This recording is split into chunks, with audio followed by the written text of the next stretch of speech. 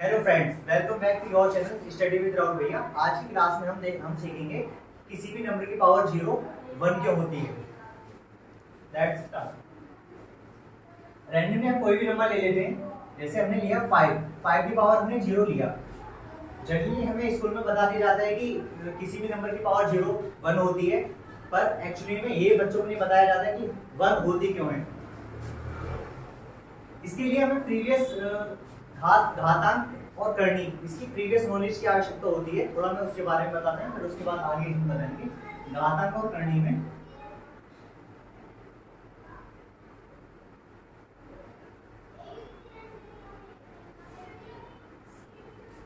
e की power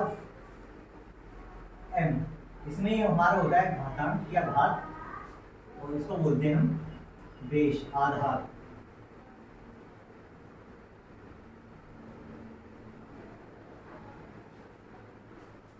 इसमें होता क्या है कि अगर हमारा बेस सेम है ए की पावर m इंटू ए की पावर n, तो यहाँ पर ये बेस और सेम होने पर इसको एक बार लिख देते हैं और पावर क्या हो जाती है, जुड़ जाती है। ए की पावर क्या हो जाएगी यहाँ पर m प्लस n हो जाएंगी। अगर बेस अलग अलग हैं और पावर सेम है, तो इसमें इस बार क्या होगा कि नीचे वाले जो बेस हैं इनकी आपस में मल्टीप्लाई होकर और जो उसकी पावर है तो सेम, जो ऊपर पावर है वही की वही रहेगी हमारा। तो यही कॉन्सेप्ट हमारा यहाँ पर यूज होगा। 5 की पावर 0 है, हम इसको लिख सकते हैं 5 की पावर 1 माइनस 1। इसको हम इस तरीके से लिख सकते हैं। 5 की पावर 1 इंटू इस 5 की पावर माइनस 1 को 5 की पावर माइनस 1 लिख सकते हैं इसको।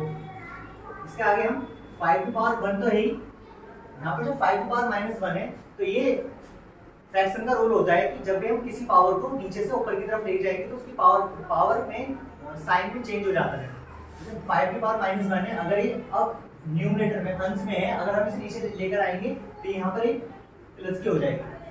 5 की पावर 1 5 हो जाएगा, और 5 की पावर 1 5 हो जाएगा। 5 से 5 कैंसिल आउट हो जाएगा, कितने टाइम्स हो जाएगा, 1। Thank you.